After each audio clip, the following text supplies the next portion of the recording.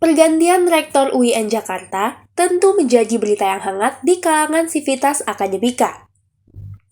Menteri Agama Republik Indonesia Yakut Khalil resmi melantik Asep Saifuddin Djahar sebagai Rektor baru UIN Jakarta masa bakti 2023 sampai dengan 2027. Pada Rabu 1 Maret 2023 di Auditorium HM Rasjidi Kantor Kementerian Agama Jakarta Pusat.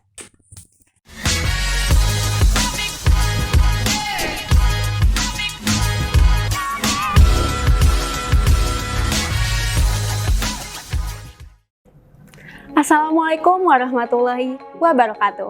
Saya Zakiah, inilah program Bincang Interaktif.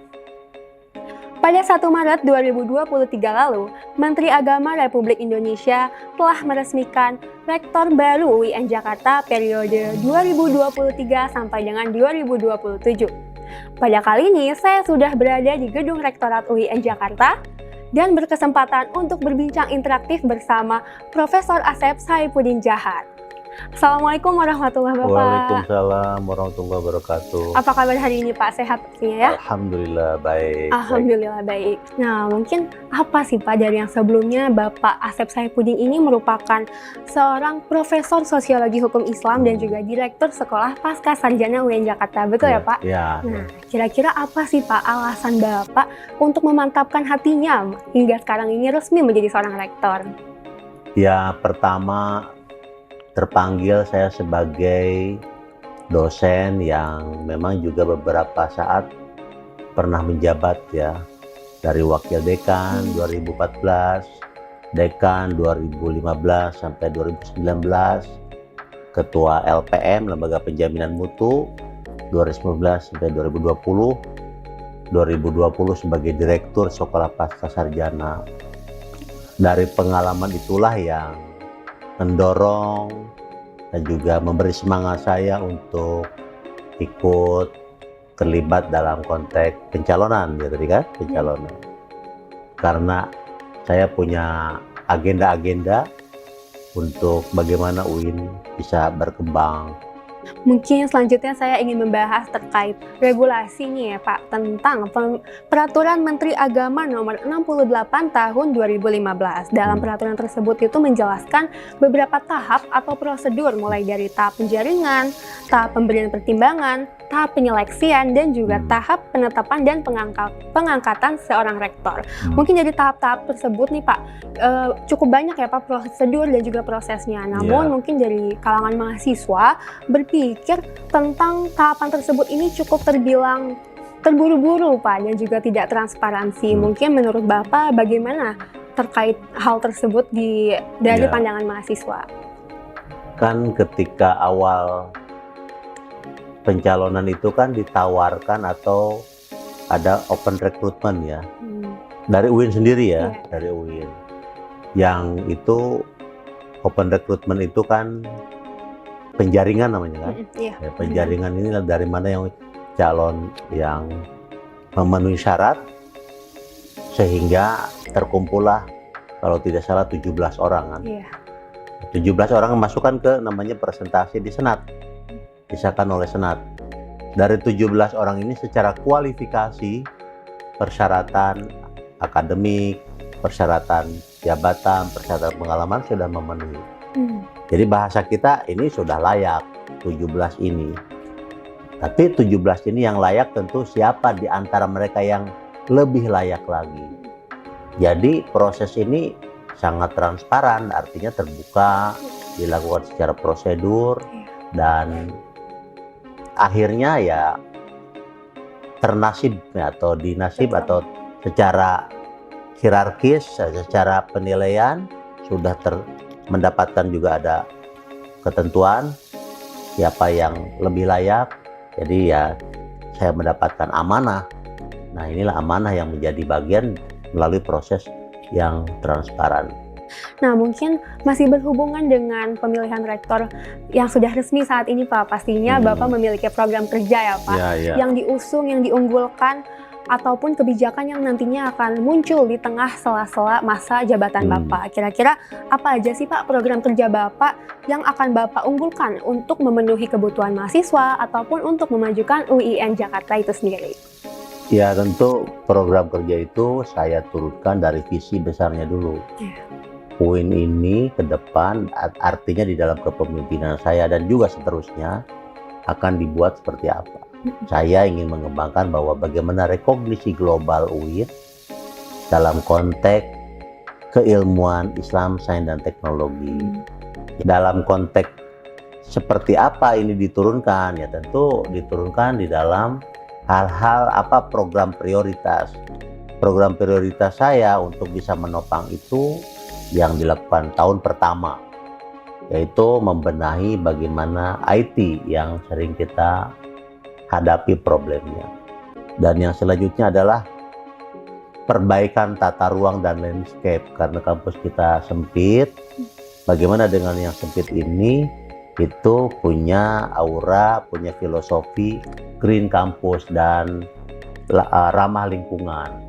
Mungkin saya ingin mengilas balik nih Pak, sebelum Bapak menjabat sebagai seorang rektor. Kira-kira sebelum Bapak menjadi seorang rektor nih Pak, kira-kira Bapak ngikutin nggak sih Pak permasalahan-permasalahan yang ada di UIN Jakarta ini? Kira-kira apa aja permasalahan yang Bapak ikutin dan bagaimana sih saat ini Bapak merespon aspirasi-aspirasi mahasiswa ke depannya? Yang kentara kan gampang. Motor macet di parkiran, salto kadang kita terputus ke ais gitu kan, atau kadang kita ada di fakultas tertentu mati listrik, itu hal yang real ya. Atau mungkin juga prosedur ataupun sirkulasi informasi yang asimetris. Nah hal-hal itu saya juga ikut memantau atau merasakan beberapa problem, sehingga dari problem atau hal-hal yang kita temukan itulah nanti kita akan perbaiki ke depannya, kira-kira gitu. Oke, berarti permasalahannya sudah diikuti dari sejak awal hingga saat ini akan dikembangkan, diperbaiki ya Pak? Insya Allah. Ya, insya Allah lah kita perbaiki. Berarti apa saja sih Pak yang harus dibenahi oleh UIN Jakarta ini ke depannya? Mungkin mulai dari sarana dan prasarana hingga ke peraturan dan sistem birokrasinya.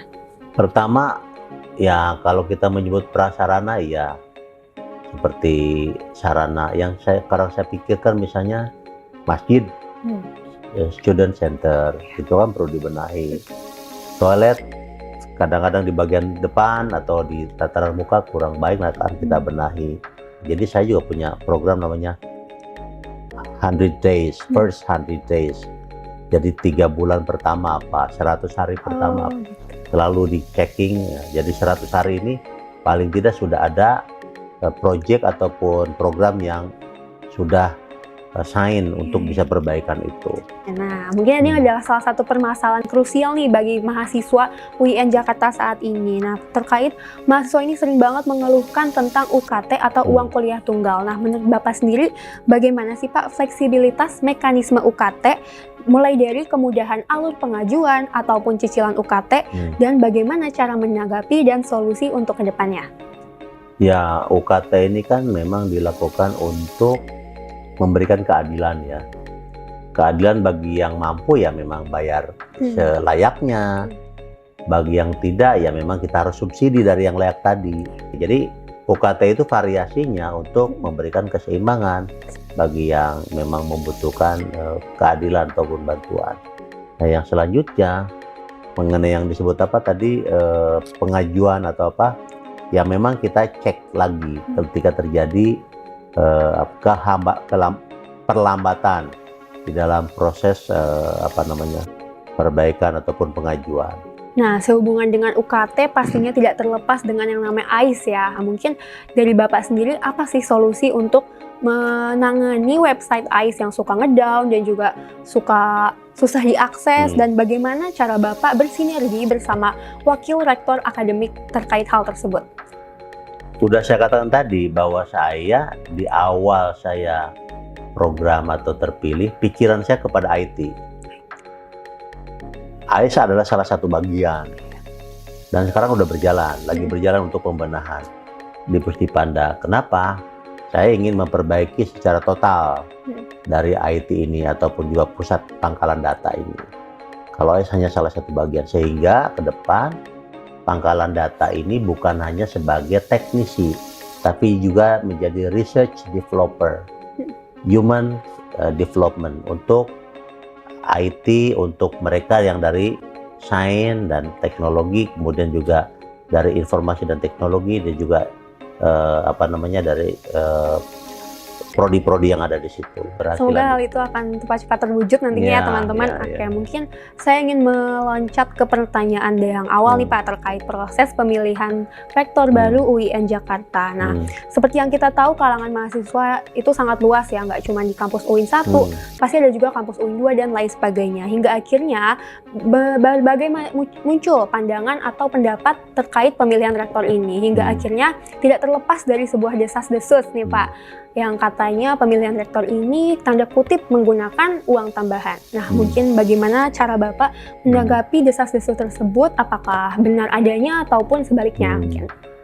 Wah, saya ini kan orang yang beragama, dan dari dulu apa yang saya capai ini dengan profesional atau pikiran dan juga integritas. Kalau hal-hal yang sifatnya dapat jabatan kemudian membayar, itu bukan rumus saya, dan itu tidak terjadi pada diri saya, dan juga saya tidak punya apa-apa. Dan ketika itu dilakukan, dan juga bukan ciri Kementerian Agama, itu harus dicatat tuh. Pemirsa semua, kita semua sudah mendengar ya dari awal, mungkin dari proses pemilihan dan juga program-program hingga visi misi kedepannya dari Profesor Bapak Asep Saifuddin Jahan. Namun sebelum itu, pastinya ini yang akan ditunggu-tunggu oleh para pemirsa di rumah. Kira-kira apa sih Pak closing statement yang Bapak akan sampaikan kepada para penonton yang pastinya sebagian besar nih dari mahasiswa UIN Jakarta? Silakan Pak. Oke, saya sebagai rektor berharap mahasiswa dan sivitas akademika terus bersemangat untuk mengembangkan UIN, dan kita bersinergi, bekerja sama, berkomunikasi, sehingga UIN akan maju bersama. Dan saya akan melakukan suatu program-program yang terukur, terencana, sehingga hasilnya bisa kita rasakan bersama, dan sampaikan masukan yang baik untuk pengembangan UIN. Dan saya akan melakukan suatu program-program yang terukur, terencana, sehingga hasilnya bisa kita rasakan bersama, dan sampaikan masukan yang baik untuk pengembangan UIN, dan saya akan merespon dengan baik, dan kita kembangkan UIN bersama. Assalamualaikum warahmatullahi wabarakatuh. Nah, amin ya rabbal alamin. Nah, kita juga sebagai mahasiswa pastinya tentu harus menjadi pribadi yang baik nih untuk kedepannya, karena kita akan menjadi generasi selanjutnya yang akan mengharumkan nama baik UIN Jakarta. Sebelum saya menutup program kita hari ini, saya akan mengatakan bahwa keberhasilan seorang pemimpin tidak terlihat dari hanya sebuah kata-kata saja, melainkan keberhasilan pemimpin dilihat dari sikap dan tindakan yang nyata.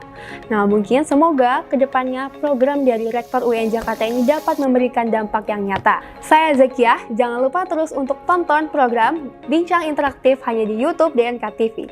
Wassalamualaikum warahmatullahi wabarakatuh.